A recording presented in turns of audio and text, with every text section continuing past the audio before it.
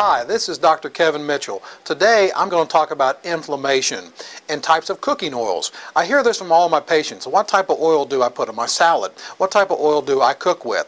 I want you to read an article from Time magazine. The article is called Inflammation is a Secret Killer.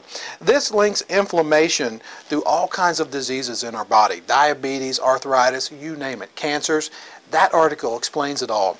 Let's talk about olive oil. That's an omega-9. This is an oil that we're not going to fry with high temperatures. We're simply going to put it on our salads and our greens. It's omega-9, very, very healthy.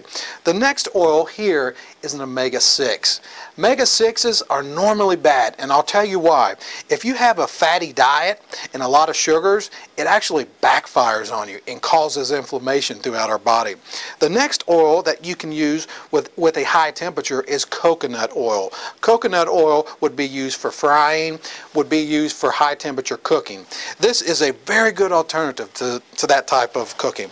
Next, fish oil. Fish oil is what we should have in our cardiovascular system. It's good for muscle, for joints, for bones, everything. Our body uses that amino acid. Remember, omega-3s are good. Omega-6s are bad. Omega-9s, they're good too. There's a lot more that we're doing here at the clinic. Come and visit us at painisbad.com.